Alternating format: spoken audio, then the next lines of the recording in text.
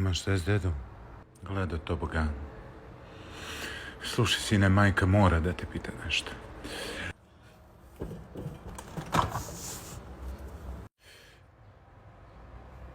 Šta radiš to, čerko? Majka, nisam gladna. Vidio.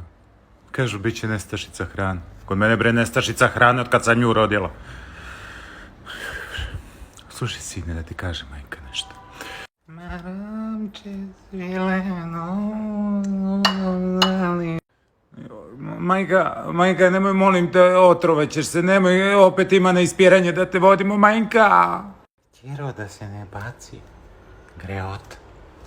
Aj, napolje svi. Svi napolje, hoću pričam sa sinom. Slušaj ti, mali, ti mora da se ženiš.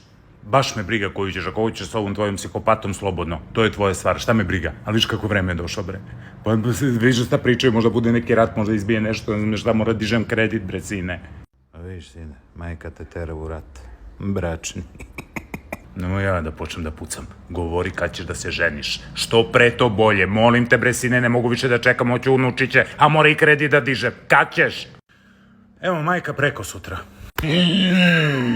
Sti normalan, sine, kako je preko sutra? Pa znaš koja je procedura kod banke, pa treba kuću da očistim, pa treba da vidim koje ću goste da zovem, pa treba još da skupljam pare da pozajmljujem. Sti normalan, bre. I stvarno ne znam, majka, šta hoćeš ti od mene? Hoćeš preko sutra ili kad hoćeš? Pa sad ni majka ne znam kad hoće.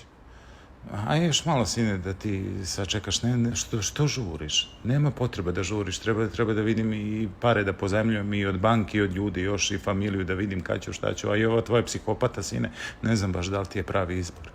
Ovi njeni komotku da su progutali svi. Ajde, sačekat ćemo još malo, a? Sine, bravo, zakočao. Jeli, šta mi ti iza leđa tu nešto sa sinom? Ajde da kosćeš travu, ajde brzo! Sine, voljno si.